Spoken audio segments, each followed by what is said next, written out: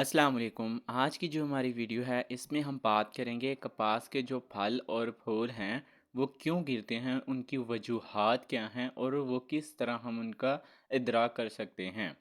तो lecture start करने से पहले मेरी सबसे रिक्वेस्ट है, जिन लोगों ने अभी तक मेरा चैनल सब्सक्राइब नहीं किया वो जल्दी से मेरा चैनल सब्सक्राइब कर लें और बेल आइकन को ऑन करना मत भूलें।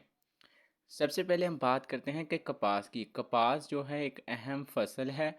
इससे ना सिर्फ हम लिबास और कपड़े और दूसरी मसनूआत भी तैयार करते हैं। ठीक है, मजमूई तौर पर ये इसकी जो पैदावार है वो 85% है। लेकिन जो कुछ सालों में इसकी जो पैदावार है इसमें खातिर खा जो है कमी आई है। उसकी कुछ वजूहत ये हैं कि इसके जो फल और फूल वगैरह होते हैं वो गिरना स्टार्ट कर देते हैं। तो आज की जो हमारी वीडियो है इसमें मैं आपको बताऊंगा कि जो कपास के फल और फूल हैं वो क्यों गिरते हैं और हम इसका अदराक किस तरह कर सकते हैं। तो इसमें कुछ जो वजूहात हमारे साथ सामने आती हैं, कुछ तो काश्तकारों की अपनी पैदा की होती हैं और कुछ जो होती हैं वो हमारे जो कुदरती अवामल होते हैं। सबसे पहले हम बात करेंगे दर्जा हरारत की। जो दर्जा हरारत होता है ना कि जो ये कपास है ये एक ज़्यादा दर्जा हरारत वाले की फसल है। इसमें क्या होता है कि अगर दर्जा हरारत जो है ना अगर इसका अपनी लिमिट से ज़्यादा हो जाएगा तो उसके जो है वो भी इसके लिए नुकसानदेह होगा। इसके लिए जो मुफीद टम्परेचर है वो 32 सेंटीग्रेड से कम टम्परेचर जो है इसकी अफजाइश के लिए, फल की अफजाइश के लिए बेहतरीन है। लेकिन अगर इसका टम्परेचर जो है ना वो 32 सेंटीग्रेड से बढ़ जाएगा तो इसकी वजह से क्या होगा कि जो पौधा है ना वो अपनी सारी तवानाई इसी में लगा देगा, जिसकी वजह से इसके पौधे जो हैं या फल वगैरह वो गिरना स्टार्ट कर देंगे और जो फल के अंदर बीज होंगे उनमें भी कमी होगी। और उसके अलावा जो इसके क्या कहते हैं कॉटन होगी इसके बॉल में, वो भी उसकी क्वालिटी भी अच्छी नहीं होगी। और अगर टम्परेचर 15 सेंटीग्रेड से कम हो जाता है तो इसकी वजह से भी जो कॉटन है वो उसके नशोनुमा की बढ़ोतरी जो है ना वो रुक जाती है। उसके बाद जो दूसरा अवामल है वो है खुराक में कमी। जैसे ही कपास का जो गुड्डी से टींडा बना, टींडे से बीज, जो बीज से कॉटन बनने के दौरान जो है इस मराहल में जो पौधा है इसको मुख्तलिफ मिकदार में खुराक की ज़रूरत होती है। तो अगर जो ये खुराक जो है वो पौधे के पत्ते बनाते हैं।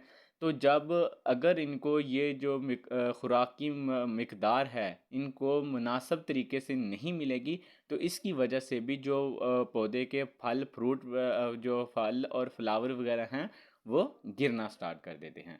तो हम क्या कर सकते हैं कि इसकी जो खुराक की मिकदार है इसको मुनासिब तरीके से अगर इसको अदा करते रहें तो ये इसको मिलती रहे प्लांट को, तो इसकी वजह से ये रुक सकती है। उसके बाद तीसरे नंबर पे हम बात करेंगे बारिश की।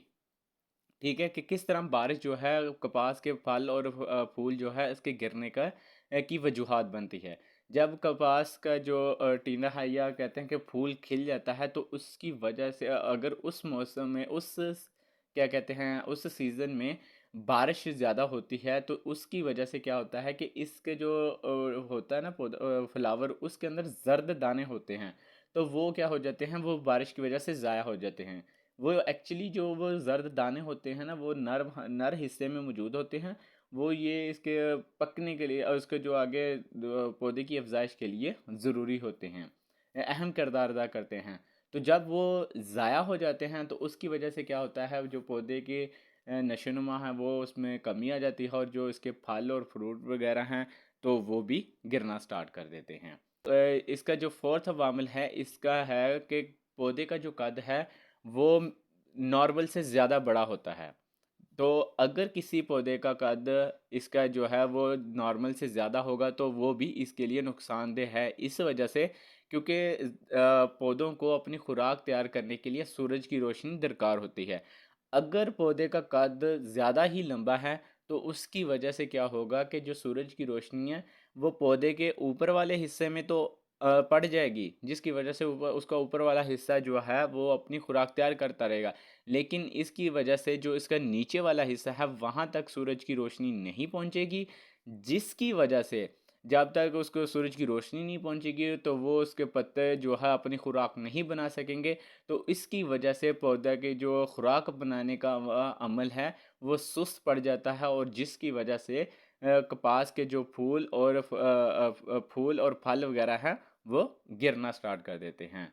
तो अगर हम क्या कर सकते हैं कि नॉर्मल पौधों का, अगर यही नॉर्मल पौधे कद के पौधे इस्तेमाल किए जाएं तो ताकि उसको सूरज की रोशनी जो है पूरी मिकदार में मिलती रहे और पौधे अपने खुराक बनाते रहें, तो इसकी वजह से भी वो जो कपास के पौधों के फल और फूल